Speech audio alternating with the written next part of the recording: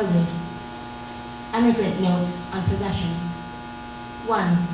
2 days after turning 8 years old, the papers were signed and she left her name. When she left her name, she left her country. 2. For an emigrant, a desire line is a kind of violence that masks loneliness. How the body appears full but is secretly suspended, mid-flight, a hand that stops a plucked string from making sound. 3. Sometimes the only choice is to flee or to merge. To flee is to dissociate. To merge is a kind of possession. 4. For example, as an adult, she traveled the Silk Road from Rome to Istanbul, gave away her fingers and toes to lovers until she had none. 5. Once she found her mother's handwritten signature and right thumb mark forgotten in the back of a closet. Immediately she bought a blank ink pad, made marks all over the paper. How there might be similarities in the looped lines, how shadows make the light tangible. 6. Identity is a Freudian slip. She said, "Hold me." He said, "What are you hungry for?" 7. She puts her thumb on top of her mother's thumb mark. On an inhale, her body slips through time and into hers. All at once, she understands how orphan children are never born, how they simply appear. 8. She stares at him the way she stares at people when she can't understand what they're saying and tries to fill in the gaps instead of asking them to repeat themselves. 9. Do we converse instead in color and brush strokes? For example, mix burnt sienna and white, take a palette knife, make dark marks that dent the blank canvas. 10. Yesterday, she made a tea her mother used to make, put it in a pint-sized mason jar, put it on her tongue to drink. Instead, she drank a memory. 11. It tasted of Sulawesi sea salt in a bloody handprint, smeared across whitewashed walls, a crimson line on cobblestone dragged out the back gate of the courtyard. Afterward, she threw the mason jar in the alleyway. It stopped, mid-flight. It did not shatter. It did not sound. Bahai kubo kahit muti ang halaman doon. I'm sorry. Tuesday. It started with walking, but I wonder if most things start with walking. Walking towards red, the catalyst. Fear, not finding red, instead abyss, abysmal, abay, abahay kubo. It's wano, this means house cube. It is a house on stilts. My friend's uncle wouldn't leave the bamboo house on stilts. Where am I going? I'm getting there. In the jungle, there's a foreboding that surrounds a sentence. It lactates. It drowns. They say that by the time a child is 1 year old, her brain has been wired to know and understand only the phonemes of the language that surrounds her. I spent 8 years in speech therapy learning how English letters and words should be formed in my mouth. Hollow, the tip of the tongue placed behind the back of the top teeth, bared, lips spread, a slight vibration as the air pushes out. Unlike Tagalog, the S is voiceless, like the S in self or citizen. But what if you have something to say and can't understand an English tongue? A barefoot girl in a black dress twirls in the moonshine. Will English never be mine? This man, he asked me about shifting, my avoidance of mother. I shift towards him in my seat and cross my legs. A body shifts when language shifts. First mother has no place in English. Her name is Anaheim palms and buko pie and barete trees and sitting along the dirt road drinking San Miguel, stolen from one of the sari shops that line the paved streets. Memories stagnate. When the bottle's empty, we fill them with water from the community faucet at the end of the road. She would have been 41 this year. I want to tell him, ask Marilyn the rest. I don't want to remember anymore. Every place I have lived that starts with a P I both loved and hated. Philippines, Pistoia, Paros, Paris.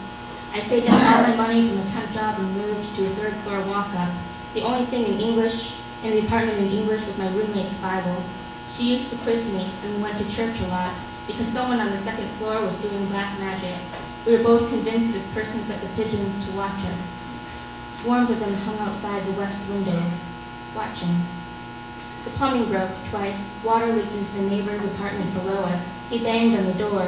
I know what you Americans are like. I lived in New York for 5 years. I replied, oh really, and what are these Americans like? I have never been to New York. My roommate and I had to take bucket baths. Our British landlady, a Londoner, said we could dump the water out the south window into the courtyard. Once she came for tea and asked, "Which part of London are you from?" I didn't correct her or tell her about speech therapy, or my father, who's English, who had relatives all over the UK and Europe. Instead, the word Tottenham rolled off my tongue. The following summer, I moved to Rome, to an apartment near the Basilica di Santa Maria Maggiore. I became more English, donning an accent I had when I was 7 in order to get a job as a bartender at the Fiddler's Elbow, an Irish bar where I read an English translation of Dostoevsky's The Brothers Karamazov in the back corner, lit shots on fire and drank them through straws. I began studying Italian at Cincin in the Piazza Venezia.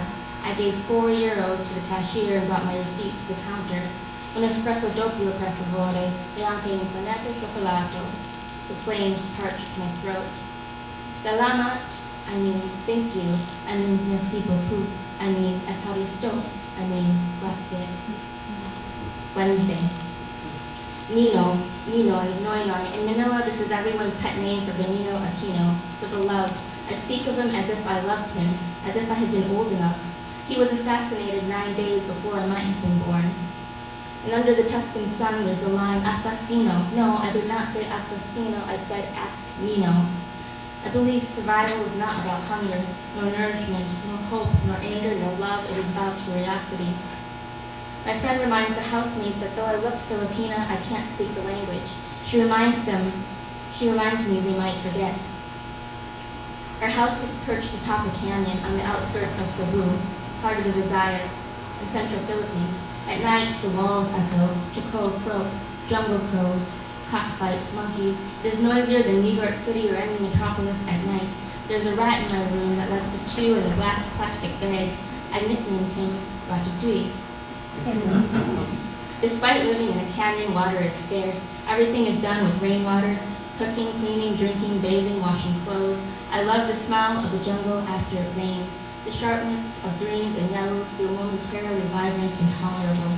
The dampness hits your face and opens the eyes for dreaming. Vinegar, animal, tilling, resin, shit, coffee, singing, herbaceous, vegetal, sunlight, dirt, salt, sweat, clarity.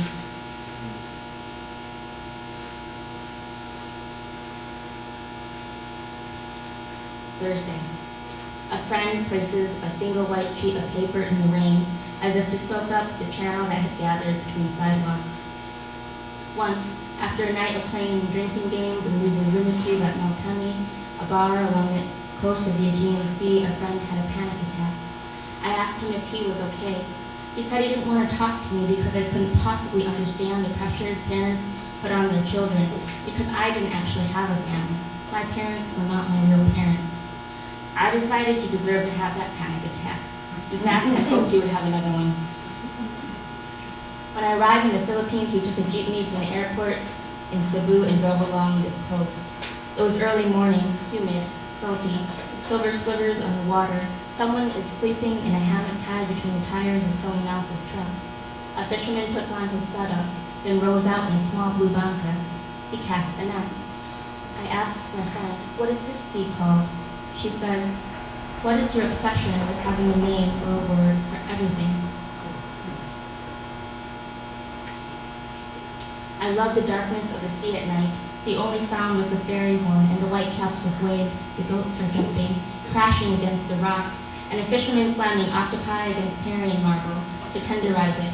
I saw my first shooting star. How can you define it without a name? How can you know where it's placed? The moon shines sharply at night. The edges shimmer. Part 2, an architecture of doorways.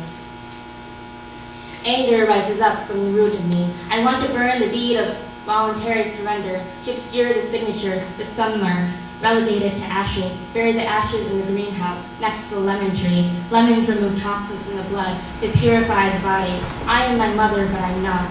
I am my grandmother, but I'm not. I am my great-grandmother, but I am not. I use a votive candle from the shrine. My heart contracts and my body clenches. It takes a while to catch, but then the flames quickly burn through the paper. The imprint of my birth mother's dirt and flesh peels away. There's a splinter of impressions you know you will never forget. You repeat the memory when you sleep. The memory repeats. M.G. Roberts. A moment of absolute horror. Peripheral vision disappears, flames sharpen. I do not want ashes, I want to dance the hostility of the universe. Blow out the flames with 3 deep dragon breaths. I want to dance the shame from my body. They keep burning, the edges curl. I want a doorway, throw the paper on the wet ground, stomp on it. I want to dance out of this earth and into another. Muddy footprints splatter, arms above head like jungle crow wings. I want to be the one who controls where I'm going. Place the paper on top of a blank notebook. I want to dance myself into a new story.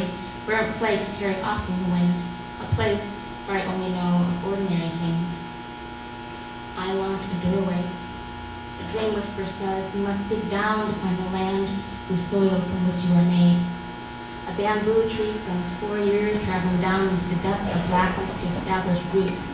Then, in its 5th year, it breaks through the surface and in less than 6 weeks grows 90 feet toward the mystical heavens. To dig is to touch. Touch is a form of deepening. Touch is what anchors you to your body. What if I'm afraid to be anchored? In the greenhouse, I kneel down next to the lemon tree. It cleanses the body. I force myself to relax clenched fists, to touch the damp soil, to touch the shiny dark green leaves. To touch brings about new bodies and territories. The branches hang low from the weight of its fruit. Thank you.